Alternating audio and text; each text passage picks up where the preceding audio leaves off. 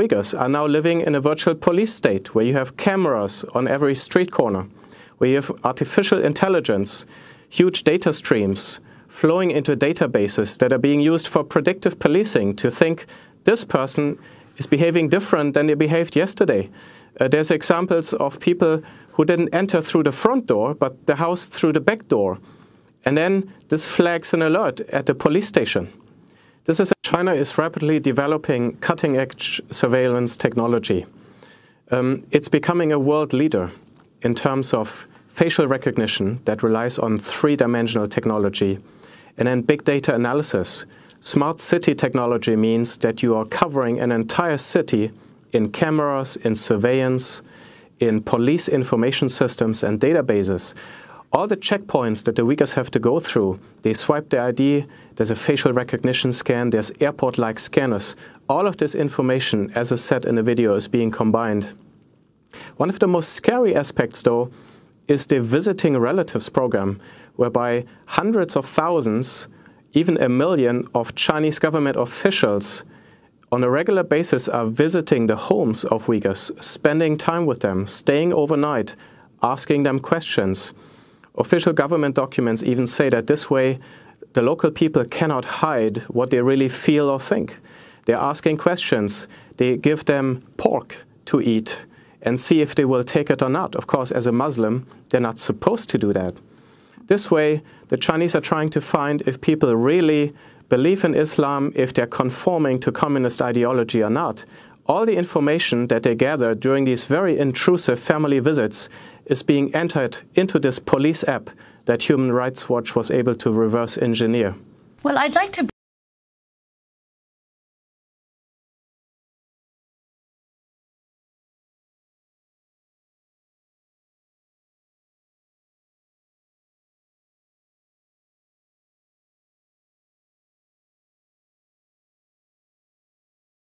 Hi, my name is Lisa Ross. This is a testimony for the Uyghur Pulse Project for Senubbar Tursun. Senubbar was an incredibly well-known musician, traditional musician in the Uyghur homeland, and December of 2018 she was disappeared. Apparently she got a 5-year prison sentence. That's not confirmed to me. As far as I know, she's been disappeared, maybe in a prison and maybe in a camp. Senubbar came to fame in 2000 in Xinjiang for her the release of her first album. People all over the country were excited to listen to her music. She then began to travel the world and gave concerts in Turkey and in Europe. I met her in 2014 in London, where she gave a concert that was sponsored by the Aga Khan Foundation to a full packed audience who couldn't stop. They were just so happy. The audience was so alive and so excited that she came to London. And she then went to Paris and performed at Théâtre de la Ville, another beautiful concert where I got to go and see the concert and then travel with her and other friends and tour Paris. And we went to Notre Dame together, and it was really an honor to meet Senubbar. So this is a plea to the Chinese government to please release Senubbar to her family, to her friends, to her fans around the world. She's a very important part of the Uyghur culture. So please release her.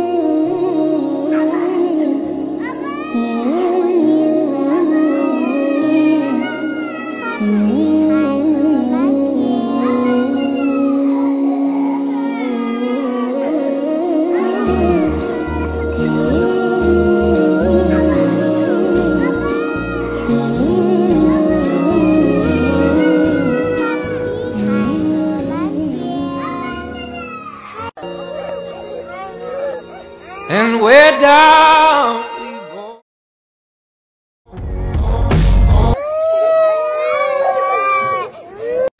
给龙啊，给龙啊，给龙啊，笑一个。你叫什么名字啊？笑一个，笑一个。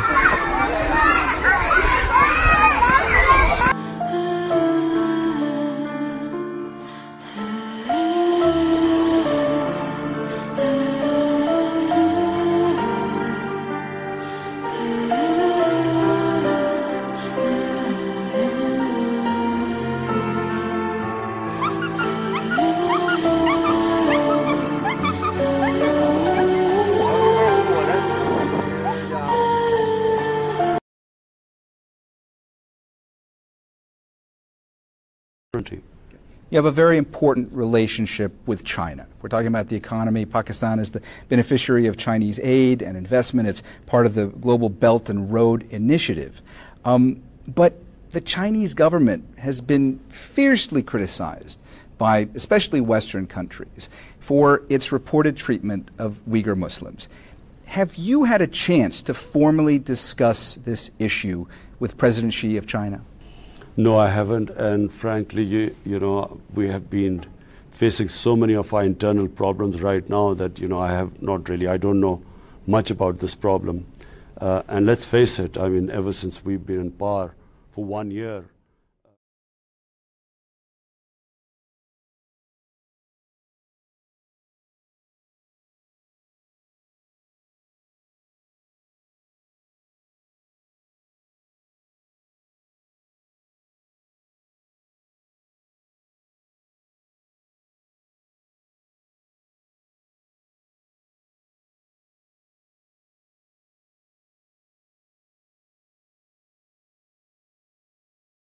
Stance on the issue? Well, I again repeat.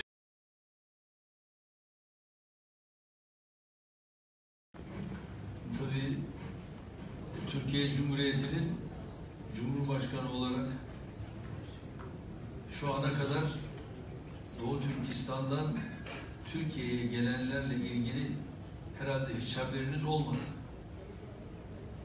Doğu Türkistan'dan şu an itibariyle Türkiye'ye gelen binlerce kardeşimiz var. Bunlara biz kapımızı daima açtık ve elimizden gelen her türlü desteği de verdik. Şu an itibariyle de Çin'le de yaptığımız ikili görüşmelerde tekrar tabii gündemimize de geliyor. Ben Amerika'nın bu noktada ne yaptığı üzerinde duracak değilim. Ama Amerika özellikle Birleşmiş Milletler Güvenlik Konseyi üyesi olarak aslında bu konuyu çok daha farklı bir şekilde gündeme getirebilir. Ve Birleşmiş Milletler Güvenlik Konseyi üyesi olarak bunu gündeme getirmiş olsa daha çok hızla netice almak mümkün olabilir diye düşünüyorum.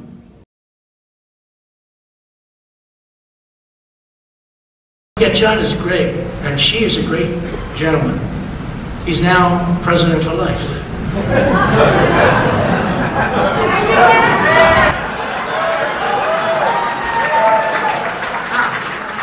President for life. No, he's great. Hey, look, he was able to do that. I think it's great. Maybe we'll have to give that a shot someday.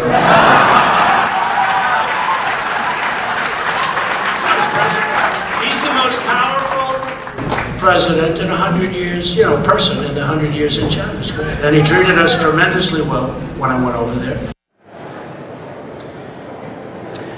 Of course, the president has spoke glowingly about President Xi in the past. They've had a very good relationship in the early days of the Trump administration. And this despite the fact that during the campaign, the president was very critical of China, in particular their trade practices. So this is certainly an about-face from that position. But Anna, even though These comments came in somewhat.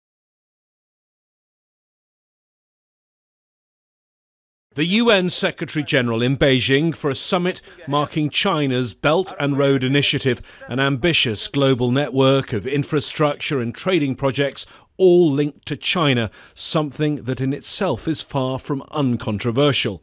Antonio Guterres did make a public speech in China, but there was no mention of the Uyghur community in Xinjiang, a glaring omission according to human rights groups who claim as many as 1 million Uyghurs could be being held in detention.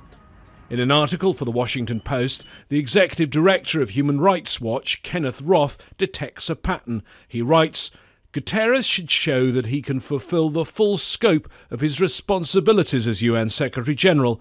His excessively quiet diplomacy is selling short his position and the promise of the United Nations. The Secretary-General has only once publicly spoken about the Uyghur issue this year, and that was to decline to answer a question. I know that there is a dialogue between the Office of the High Commissioner of Human Rights and the People's Republic of China in that regard. I am not in a position to give any details at the present moment, and probably if I would be talking about it, I would make it more difficult for it to succeed.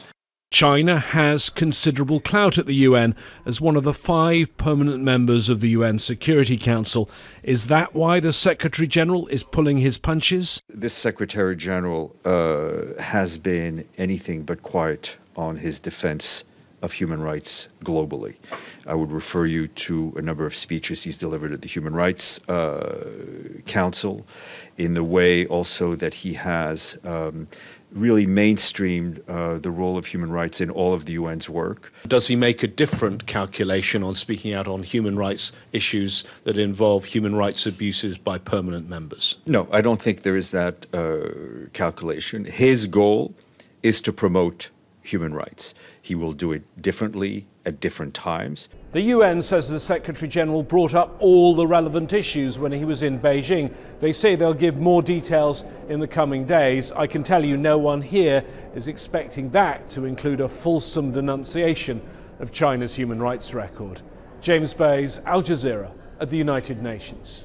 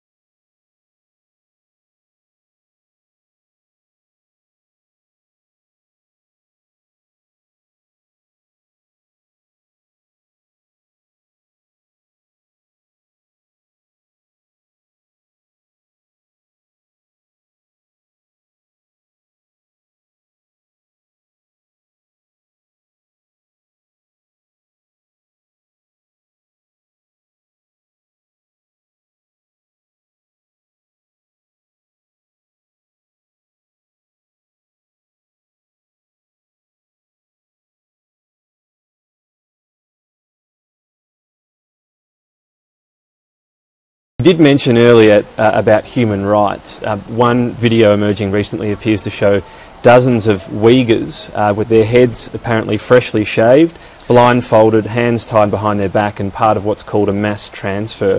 What would be the justification for treating people this way in a mass transfer? You used to live in the 19th century. This is 21st century. How can things this happen? Had to be counted, but can you imagine this? So you just Okay, from the videos, something videos to match your expectation, and then show this. Okay, it's not my expectation. I'm just. It's a video that's out there. Firstly, can you show the evidence that the video is not a fake news? Well, so far the security experts believe it was taken from April Security 2018. always make troubles, and the intelligence, I don't know why someone. So you're saying this has been faked? Of course.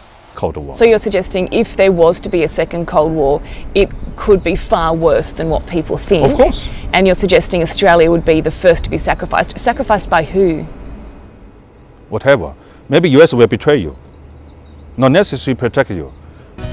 The opening of the NBA season is just 2 weeks away, but right now the focus isn't on the games.